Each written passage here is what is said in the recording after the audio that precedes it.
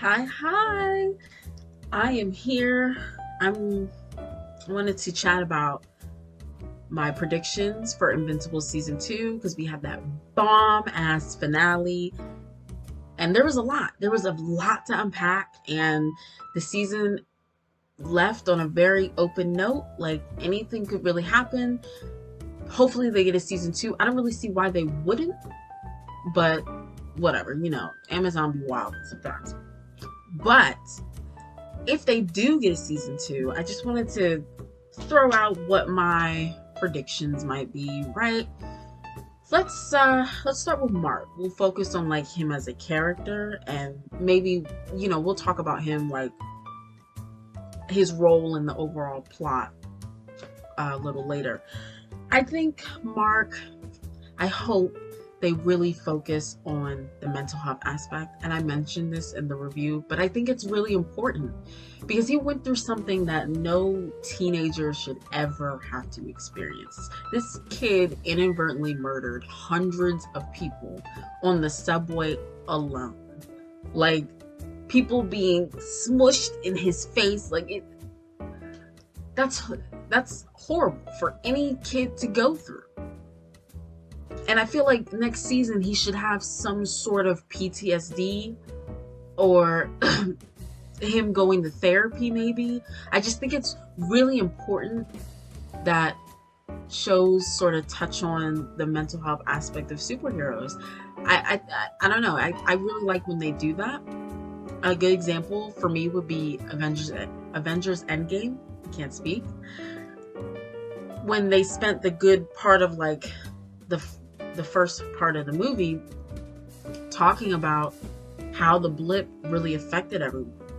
I thought that was great. It humanizes them and it makes it much more relatable for audience members. So I really, him and Debbie, I think they should explore that because after that breakdown that Debbie had, yeah. But I definitely think Debbie will start to pick up the pieces. Sorry, I'm going into Debbie now. I'll get back to Mark, but I think Debbie should start to pick up the pieces in season 2 and she might get back into real estate again. Maybe she'll see Cecil more often now that Mark is like a full-time hero. We'll see, right? She's not really a big fan of Cecil. So, now Mark, in terms of relationships, I honestly think he should be single.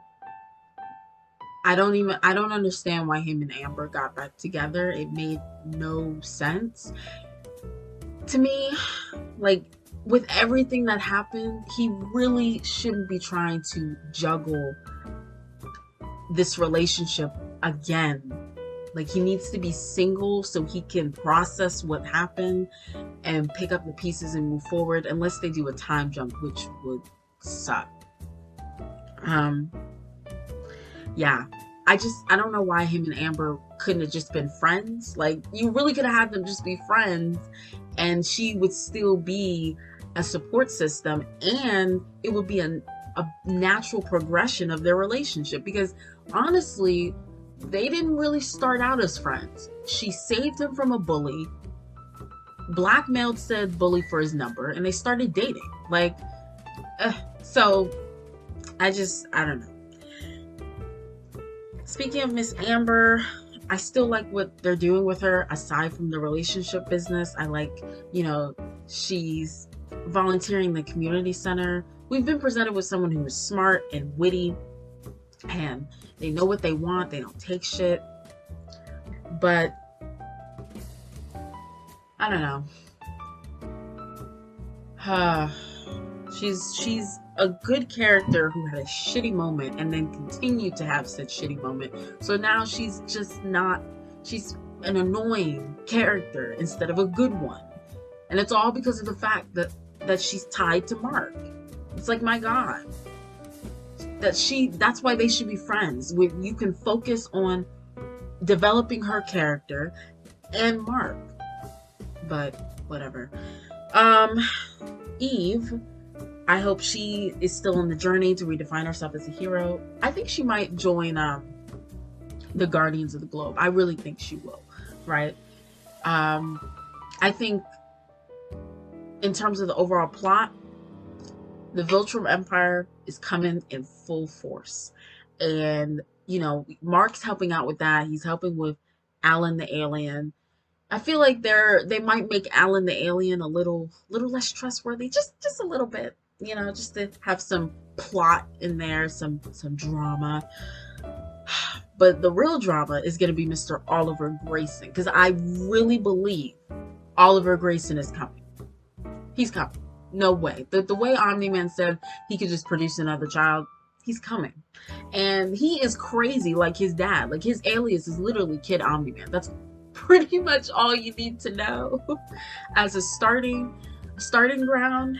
So he'll probably be one of the main antagonists for the series.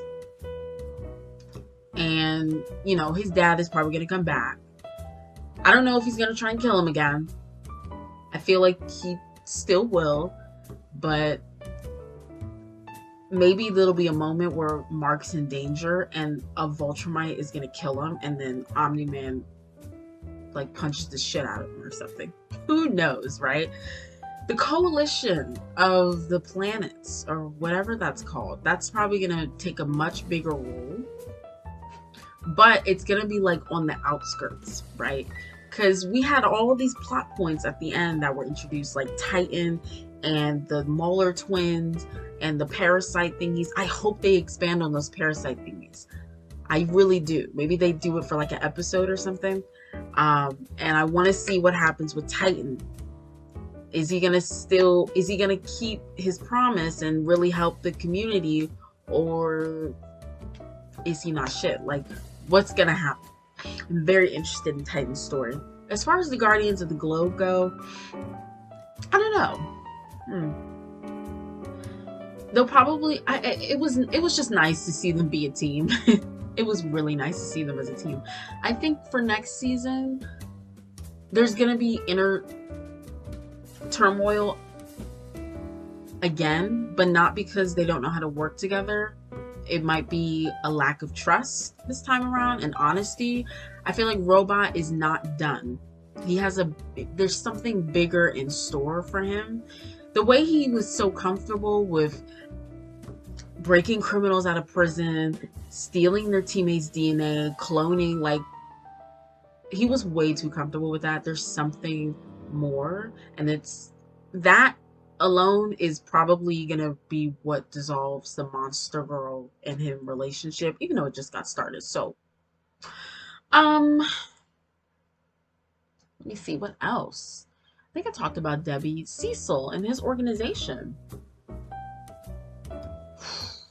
We saw at the end that he was creating more of those monsters from episode 6. And he's creating them in like huge quantities. So I feel like he's prepping them for maybe Viltrumites. Maybe he knows that they're coming back in full force. Or maybe they're like what is it called?